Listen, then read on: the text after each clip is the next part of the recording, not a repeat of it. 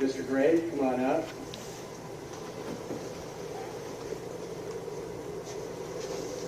And you allow me just a minute or two to get sorted out here? Take your time. You go from, okay, they just told us that our babies, 2 of our babies are gone. At that moment, you feel so lost that you're like, okay, I have a million questions, but there's nobody to call. There's no pamphlet to read. Can I proceed, Your Honor? Yes. Innocent until. I got me a, let me rewind. I have, let me be a little appropriate, a fresh cup of coffee, man. Can I be honest with you guys? Y'all make me self-conscious, man. Very introverted person, man. I literally wear a hood and a full face mask in public. I've been easing up a little bit on the full face mask, so I don't know where that's going. But very introverted person. I'm always by myself. I'm hanging by myself. I'm making content, doing what I'm doing. And so I just feel like the more people connect with me, connect to me, the more self-conscious I get. In that last video I did, it made my subscribers shoot up really quick, and I'm grateful for that. But I'm just being honest with you guys, letting you in my life a little bit. It's like, okay, now, you know, I gotta watch what I say, watch how I say it. And I'm gonna be honest with you again, I'm not going to do it. I'm going to be very human. So I need to get that out of the way. I'm very human. I had the 1122 Kings Road video is my highest viewed video, highest watched video, highest, you know, interacted with video, and I'm grateful for it. You know what I mean? I appreciate you guys a lot. Shout out to all the new subscribers, the returning subscribers, the faithful every time I drop a video subscribers, man. I have a video about the 12-year-old girl who stabbed her 9-year-old brother to death while he was asleep. I'm begging you guys. Every once in a while I'll say like, share, subscribe, and I say it flippantly because of course I want people to do those things, but I'm not gonna beat it down your head, man. I'm more of an organic person. I think people will find my platform in God's timing, and whether they prefer it or not, you know what I mean, it would be their decision. It would be organic, and you don't feel like you owe me any debt to stay around or like my videos or like my tweet. You don't have to do any of that. You do it if you want to, and so that's what I'm here for, and that's who I am. But I have that video, and I'm begging you guys to watch that one because it's not as exciting and thrilling as what's going on in the Idaho 4 case, which I'm back before you to talk about again today. But the message is still there, man. That's a very sad situation. That's a family torn apart, and it has all type of implications, you know, on our world and for our world. So when you see that drop, I'm not sure what title it would be. I wanted to drop it today, and then I watched this hearing about the gag order, and I'm totally blown away. So I said, let me make this video and even try to get it out tonight. But when you see that video, I am asking you to at least tune in, because it's something that I want to share with you guys. You know what I mean? I'm sure you've already heard about the case. If you haven't, you can go ahead and check it out. Also, Cameron, man, I always forget Cameron's last name, the young man, the 18-year-old man who jumped in the water on a dare. It seems he died. They didn't find him, so we have to assume he died. He was in the middle of the ocean, man. They did a large search for him, search and rescue, and still haven't been able to find him, and that's just heartbreaking, man. So I'm sorry, I always forget Cameron's last name. I did a real quick short where you guys can actually see my face. I was in Savannah, Georgia, man, taking care of some business at my storage, and just shouted him out, man. So just pray for his loved ones, man. Like I say, these cases are always involving very real human beings, man. And as much as the entertainment factor is there, the suspense, the horror, the drama, and everything, because we watch TV shows with these things in them, right? Some of us are like real horror fans. Some of us are so old we go back to, and I just realized this show was still on, Unsolved Mystery. And you know what I mean? And some of you go back even further than that, you know what I mean, with our infatuation with true crime, right? And I'm not going to say there's necessarily anything wrong with it, but like I say, man, and I will always say, let's just remember that these are very real human beings involved in this case, man.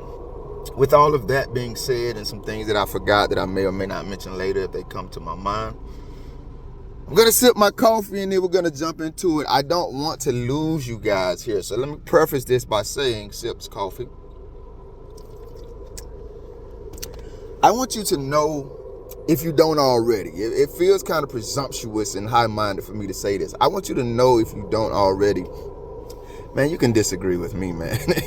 I'm not the regular content platforms and creators that you run into where it's like, yo, This is an echo chamber of amens, and the only way you can get access is if you agree with everything being said and done here. I despise those type of flat platforms. That is why I got into content creation, because I'm a very outspoken person. I love to play devil's advocate to see how committed people are to their logic and reasoning. And so wherever I'm at, I'm hearing people, and it's not even that I'm disagreeing with you, but I'm going to come from the other angle, the other perspective, to see if you've thought your thoughts out, to see how much you're committed to what you're trying to, hand to us, to the viewing public. You know what I mean? So I do that, and what I found in my experience on social media platforms is most people don't like that. You either conform or they have a problem with you. The irony that I've always found in true crime is that and I want to say this in a way that isn't alienating, it's the people that carry the image of being soft-spoken and appropriate and harmless and kind and warm. Like that's the image that they project.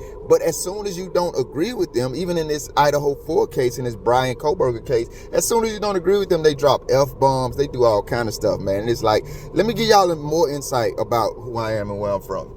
Where I'm from, I wasn't old enough to have, my grandfathers, both of them passed before I was old enough to have a relationship with them. But one of them, I remember him. He was alive for a little bit while I was a child. But mostly me and my peers, my cousins, my sisters and brothers and all of that, we were raised by our grandmothers. Like, they were the leaders in our families. Not that our fathers and mothers weren't around. Praise God, my dad and mom are still around. But those were the leaders in our families because our grandfathers were gone. So I'm saying that to say we were raised with the ultimate respect. I'm from Georgia. I already told you guys I was in Savannah. I'm from Georgia. So the Southern hospitality in Georgia is real and it's fake. I'll get into that in another video, Lord willing. But we were really raised with it. Like, we were really raised with, if you're doing things you shouldn't be doing and you shouldn't be doing, and if you come and pop and fly out the mouth, grandma, auntie, or uncle or somebody might slap you and pop you dead in your lips. I'm talking about for real. Like, you literally might get popped right in your lips. Now, we weren't abused children by any means whatsoever. If we were, I would say it. We weren't abused. You would get popped in your lip where you felt it, no blood, no bruising, no nothing like that, but you would know. That's how we were raised. So we learned early on not to say things that shouldn't be said. Now, does that mean we didn't say things that shouldn't be said? Of course we said things that shouldn't be said. But we learned early on that there would be consequences for that. Early on, we learned this. Now, me being a 1,000-year-old man, I know what I just said. Imagine how much that lesson has sunk into my spirit and my soul and the embodiment of who I am today, 1,000 years later. So when I see these warm, appropriate, caring, coddling, harmless people quick to come out of their mouths flipping, I'm going to be honest with you guys, I've been doing very well in the last 3 videos. I immediately get outraged. Man, I get on my bully because I feel like you're trying to bully me, or you're trying to bully somebody simply because they don't agree with you, and that's not appropriate. Not only as a grown man do I realize it's not appropriate, from my upbringing and the people that I love, the people that have invested in me, the people that have proven they care about me, they told me and showed me my whole life it's inappropriate. So now am I going to encounter you in real life or on the internet and let you change what has been embedded into my soul? No, I'm not going to. So I'm saying all that to say, no way in hell you're going to be talking to me crazy and think I'm just going to accept it. We don't disrespect people unnecessarily. That's something that a lot of you guys were saying in the comments on that last video, the Idaho 4 video, 1122 Kings Road. You appreciated how respectful I was to everybody. And I was taken aback by it. You guys had me blushing. But if I'm honest, I do know, I told one commenter, I said my grandmothers would be proud to hear you say that, because that's what they went out of their way to instill in us. We have common respect and genuine respect for everybody involved. So when I get into these little groups and these appropriate people, I'm getting to my point, guys, these pseudo-appropriate people just start talking all kind of crazy and dropping the F-bombs. I'm just being honest with you. Remember I said when we were younger, we would get popped in the mouth. So now when you're a teenager and you're talking to somebody like that, it goes from being popped in the mouth to we got to go behind the building and throw hands, right? And then when you're, it goes, and then as an adult, you're not throwing hands anymore because you learn you can settle things with word and you don't have to get physical. But your words aren't even ready to match where your words are going to take me. You're going to immediately start playing victim in it. So anyway, I'm just trying to tell you guys why I got into content creation and why when you consume my content, you don't have to agree with me. I beg of everybody to be respectful. Even if you disrespect me, my grandmas are still watching. Rest in peace to them. I got 3 of them. 2 of them are not with us anymore. 1 of them is still alive. I love her to death. I'm going to text her when we get off and see if she needs some snuff. She going to need some, but my godmom ain't going to let me buy it. Anyway, I might not disrespect you immediately. I might let it slide. But whatever mood you catch me in, you're going to get an honest response. But you guys don't have to disagree with me. They don't have to agree. I want you to know, if you are at Innocent Until, if you visit over here and you kick it with us, man, you can speak your mind. Once again, I beg you to be respectful, but speak your mind, because for me, people disagreeing with me has brought me some of the greatest lessons I've ever learned in life. And I'm a Christian. So the only thing, no matter how passionate I speak about everything else, the only thing I'm 100% convinced about is Jesus Christ.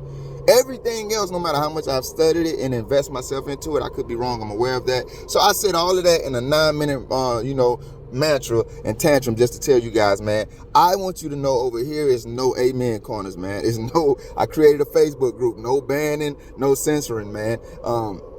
Listen, man, we're not doing none of that over here. We're adults. We're going to speak our minds. We're going to give our opinions. We're going to agree and disagree, and we're going to try to come to the most reasonable conclusions possible. That's what we're going to do over here. So I just wanted you to know that. I'm going to piss you off with what I'm about to say next. Some of you are going to be interested. Some of you were thinking these thoughts before I was. Sips coffee. Stephen Goncalves. Like I told y'all, man, y'all be having some of the most gangster names I've ever heard in my life. So we're going to go ahead and get this out of the way. We're going to call homie Steve G. Steve G.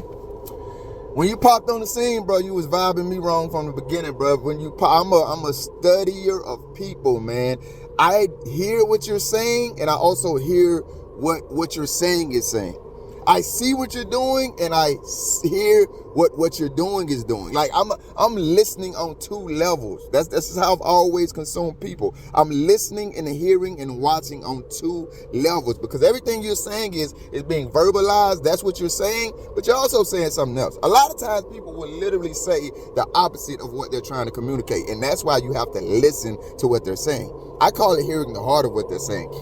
A lot of times people will do exactly the opposite of what they're trying to communicate, and that's why you have to listen and watch and consume what they're doing is saying.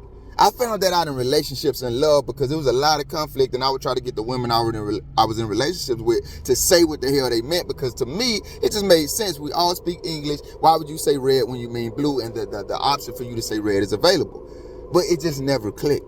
And so at one point in my life, God just said to me, hey, you have to start listening to the heart of what people are saying. That doesn't mean I'm still not going to encourage people to say what the hell they mean and not take the confusion out of the situation.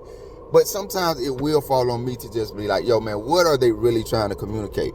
And I'm going to be honest with you, Steve G. From the beginning, your ass has been communicating some, I can't put my finger on it. I'm not pretending I'm God or anything. And sometimes my intuition has been horribly wrong. Sometimes just simply wrong. Sometimes my intuition has hit the nail right on the head, baby. I'm feeling one of them closer to the right on the heads with you, big dog. Then I'm feeling horribly wrong. I'm going to be honest with you. We put it on the scale over here. We got closer to the nail on the head, and we got horribly wrong. I'm feeling a lot more closer. Maybe I'm being extra saying a lot, but I'm feeling a little more closer to right on the head than I am with horribly wrong with you, Steve G. From the very beginning. I got like 5 videos I made before this. I need a secretary. If anybody want to work for free, let me know. From the very beginning, big dog, I got a story to tell y'all one day, Lord willing, and time permits. Some of this stuff is going to make sense to you.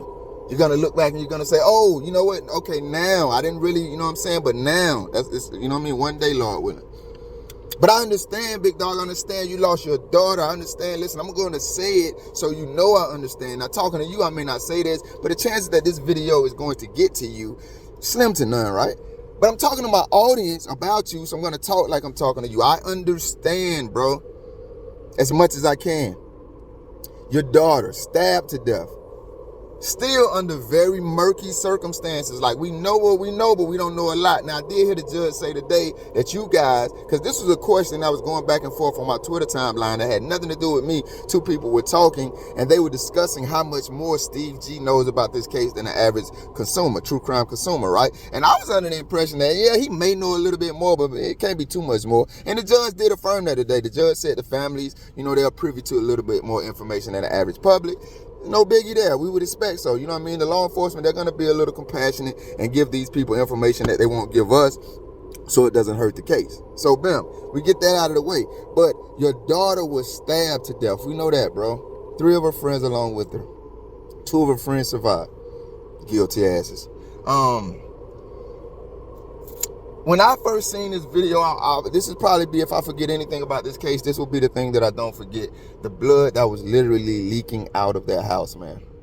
If you watch my first video, if you watch a couple of my videos here, you're going to hear me talk about this. And you're going to hear me say how upset I was that the damn media felt like they needed to keep referring to that blood leaking out of that damn house like it didn't come out of human lives, man. I'm mad. You can hear it. Why do we need to keep rehashing this? We saw it, man. You don't need to keep showing that clip. You don't need to keep saying it in your... Because I know why y'all do this. I got a video, too, I'm about to drop. It might be the next one. Should the cameras be allowed in the trial? Which we thought that's what this hearing today was about. I'm going to give you a spoiler. They didn't mention no damn... The audio was bad, but I was listening. I didn't hear one damn word about the cameras during the trial. I'm going to tell you in a minute what they were talking about. But we seen that, bro. We seen it. We don't know if that was your daughter. You probably don't know if that was your daughter's blood. But we know it was one of them, so it very possibly could be. And then you probably know some things about this that we don't know, bro. And now every day you got to hear about this, and then you want information from the prosecutorial team and the detectives that they're not giving you. Very reasonable, bro. I would want to know too. I want to know what the hell happened to my child. You want to know if this man that you seem to be already convinced that they've arrested is guilty. You want to know, whether you tell us or not, you really want to know, because if it's not guilty, you want the person that is, or the people that are. You got to wake up and you got to go to sleep. Like, what kind of routine did you have with your daughter? Did y'all text each other on a daily basis or a bi-weekly basis? Or did y'all have cute code words? And, what did y'all have handshakes, homie? Did she still have a room in your house? Did she come home sometime for summer vacation and eat all of your food or wear your shirts or wear your coat or something, bro? Was she always calling you, asking you for money? Or did she always send you money? Like, randomly, she'll send you money once a month on your Cash App. Dad, go get lunch. Like, I'm pretty sure y'all had little, moments, bro. You had memorable moments with your daughter, you and her, not including the moments that she had with you guys as a family. I get it as much as I can, big dog. So these question marks that were raising in my mind about you very early on in this damn case, I kept it to my damn self. I kept it to myself as much as I kept to myself that I don't have no evidence pointing to that damn Uber driver being involved in this situation, but his story is a little too clean for me and ain't nobody looking in his direction, so maybe I'm the one that needs to shut the hell up. I kept that to myself for as long as I could, but anything possible. I've heard too much in these true crime cases to rule anything out until I know what the hell happened. But sir, I get it. But I kept it to myself. But the more time goes on, your ass can't stay out of the cameras. You can't stay out of the news. You can't do any damn thing. And let me go ahead and spoil this so we can wrap it up. This video already 17 minutes. We're going to try to keep it under 25. I just found out today that the damn hearing that we were listening to and watching to see if there would be cameras allowed in the trial, by the way, I seen one of the attorneys, I don't know if he's telling the truth, but he's a damn lawyer, so I will hope he knows what he's talking about the way he said this. Idaho, I think legally you can only have one camera in the courtroom. So whether they decide to have the cameras in the trial or veto it, it will only be one lens. It won't be a bunch of them unless the laws change. But sir, I found out today that this hearing had nothing to do with, damn it, the cameras being at trial or a camera being at trial. Hell, in my uneducated, I'm waiting till the full trial starts mind, I'm thinking that this is something that the prosecution requested. Why do I listen? Don't take my word for it, innocent until. Why do we listen to this hearing? I watched it live on Court TV. I also saw it on Law and Crime. It's out there. You can go watch it. If I remember, I will put the link in the description. Why do I find out? I'm thinking your attorney, Stephen Gray, whatever his name is. Why in the hell are all these names so similar? I'm thinking your attorney has just hijacked the trial in the beginning. Because as soon as the trial opens up and the judge says, okay, run it, he gets up there and he just starts going off. Now, I'm thinking this is a trial about the dad. This is what we've been hearing. See, another reason for the media misleading us. All we've been hearing in the damn media, even in the live comment sections, everybody's talking about the camera should be involved. The camera should be involved, because we've been hearing that this trial today will be about whether or not the cameras are allowed in the trial. So when your attorney, Mr. Steve G, I'm talking to you, Kaylee's dad, when your attorney gets up there, I'm tweeting, yo, who is this dude that's hijacking the damn the hearing? And then I tweeted, I said, the more he talked, and I'm going to tell you some of the things he said, I said, man, that's got to be Steve G's lawyer, man. I can't pronounce his last name, y'all. That's why I keep saying that. It got to be. I promise you, it wasn't 30 seconds later when this guy said, I'm Steve G's lawyer. And I find out, bro, the prosecution didn't ask for this hearing. Brian's attorneys didn't ask for this hearing. Sir, your attorneys asked for this damn hearing, bro. And I'm going to tell you what he's up there saying, sir. You know this. You know this. The audience may not know this, but you know this, and they can go watch it themselves to prove this, sir. He's up there saying two things over and over again, sir. He's saying, hey, we should not be bound by this gag order because we have nothing to do with this case. That's his moot point. That he and you guys have nothing to do with this damn case, and so you should not be bound by this gag order. You should be able to say what you want to say. Sips coffee. I'm going to tell you what the judge said to that. Man, your ass been in the media saying everything you want to say anyway, so what are you talking about? Didn't you do this interview? Wasn't you on this platform? Then you go to this media source? Y'all been in the media saying, and we all follow this case, know this. This is my issue with Steve G, why I can't be quiet no more. We all know this man ain't shut the hell up yet. He just dropped another damn interview with Court TV, or was that Law and Crime, saying he think Brian did it because he was jealous. Of what, sir? We would like to know. Because if he did this to your babies and those other kids, baby, trust me, we not these witch hunting ass News Nation converts. We want whoever did this held accountable. Now, the justice system will determine what that accountability is. Once again, we not these nasty, disgraced witch hunting ass converts. We want justice to play out where it's supposed to play out in the justice system. So if this man did this to your babies, or your baby and these other kids alone or in tandem with other people, we want everybody held accountable, including him. But if he didn't, sir, we don't give a damn about your rants that you can't stay out of media giving. And that's why the judge told your attorney, what the hell are you talking about, sir? Y'all ain't shut up yet. So what do you mean you are bound by the gag order? Let me tell you the second point he had, sir. And this is why I think you guys are high on drugs. And this is why I had to make this video blasting your ass. Because I got another video and I was going to talk a little more sensitively, guys. I have another one. I might put it at the end of this one so you can hear it. I was still being respectful, but I was much more sensitive than I am now after I seen what happened today. And I'm going to call it what it was. It was hog feces. You know, the other words, BS. It was hog feces. Because the other point your attorney was making is it's a tragedy and a travesty of justice that the prosecutorial team won't report to y'all. They won't report to you on a daily basis and tell you what's going on with the case, sir. Listen, audience, innocent until, if you're watching this video, I am not making this up. I have never seen anything like this in my life. This man stood up before a formal court and said there is a problem because the prosecutorial team will not report to Steve G on a daily basis. Now, did he use those exact words? Hell no. But once you go listen to it yourself, you'll see that's exactly what the hell he was saying. We can't get information. They won't tell us anything. Sir, I'm pretty damn sure they're telling you as much as they need to tell you to keep the case from being compromised, bro. And on top of that, we see how your ass run to the media with any piece of evidence that you can conjure up in your mind, even if it's factual or not. Why the hell would they tell you anything to compromise the case with your emotional ass? Listen, homie, I don't mean no disrespect to women, but damn it, boy, you got some more than the girls in the beauty salon. None of this shit. You just said he's jealous of what? Like, once again, maybe you're on to something that we don't know. Don't be putting no hypotheticals and leaving no mist in the air. Tell us what the hell going on. Because at this point, sir, remember when I said I was nail on the head versus horribly wrong? Sir, right now, I'm hitting this nail on the damn head. I don't know. What I said on Twitter is this right here. Y'all forgive me. Just disagree if you know what I mean? Disagree. You're free to disagree. I'm wondering at this point if this man had something to do with this damn situation. Is that why you are so adamant to rush our minds to believe Brian is guilty, sir? Is that why you can't stay out of the damn camera, sir? Is that why you want him convicted and shot to death before anything can change and any more information can be found out, sir? I don't know. I know that's a wild-ass speculation being that his daughter was murdered. I know that sounds insensitive if it's not true. But based on your actions, sir, I have to ask some damn questions here. And at the very least, because that is the extreme thing that went through my mind. I never accuse you of that. That's a question I'm asking, because anything is possible and we've heard of stranger things. That's a question I'm asking. Now, at the very least, sir, something is off with your ass. Something is off. Even if it's as simple as you having a hero complex. Maybe you're suffering because you weren't there when your daughter was murdered, and as a dad, you feel like you should have been there to save her. I don't get that from you, homie. I don't even be getting remorse. I don't even be getting grief from you when I see you. And I'm not one of those people. I despise when people say, well, you didn't do this during the interrogation. You didn't do this during the media interview. You can't tell people how to react, especially men. It's a whole nother video. I don't want to go down that rabbit hole. So I'm not assessing you saying there's an appropriate way for you to act. But remember what I said earlier in the video? I listen to what people are saying, and I listen to what people are saying is saying. I watch what people are doing, and I listen to what people are doing is saying.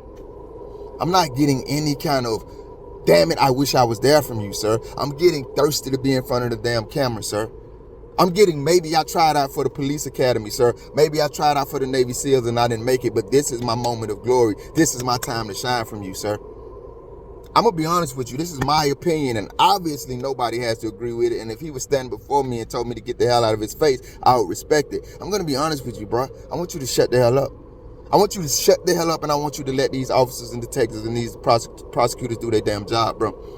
Because at that trial today, you said they haven't even tried to talk to your clients. The prosecutor got it right behind your ass and said they've been trying to reach out to your clients several times and have been forbidden to by you. And then you did get up after that and say that's not true, but the way you fumbled through saying it's not true, sir, you was lying, bro.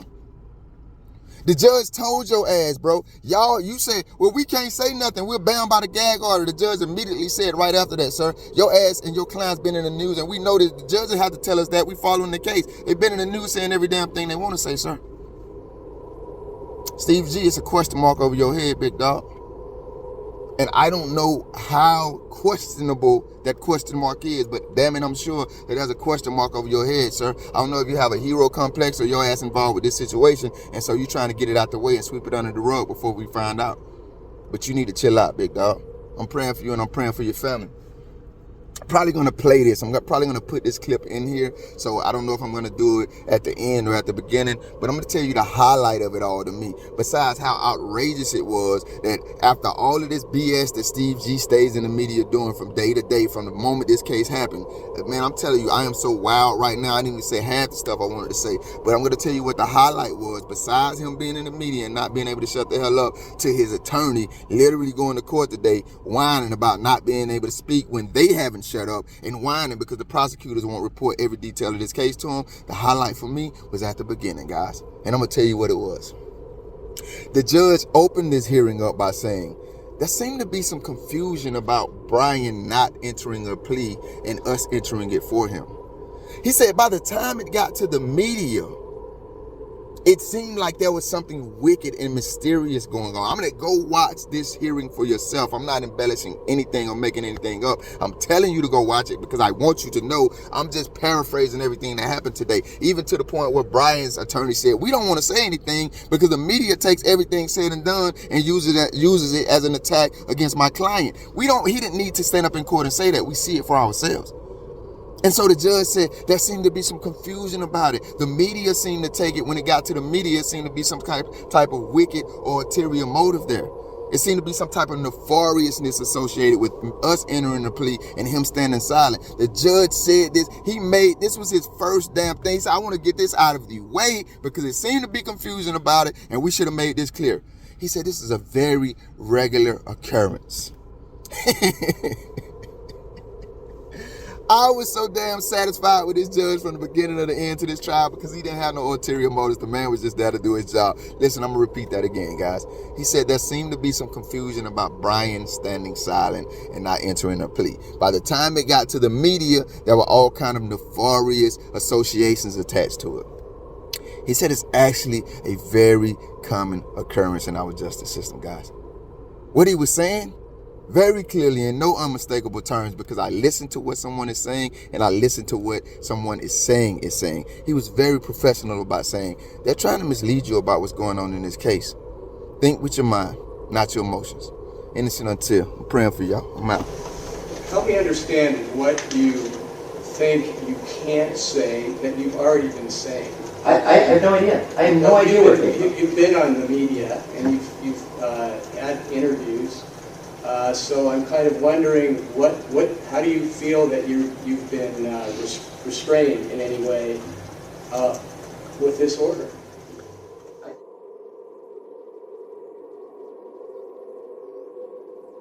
I'm so sorry. I'm so Come here. sorry. Come here. I'm so sorry. I'm so sorry. We're just gonna put handcuffs on just for now. I'm sorry. Just pull up my pants. I'm sorry. Where's the I'm knife? sorry, Dad. I'm sorry. I don't know what to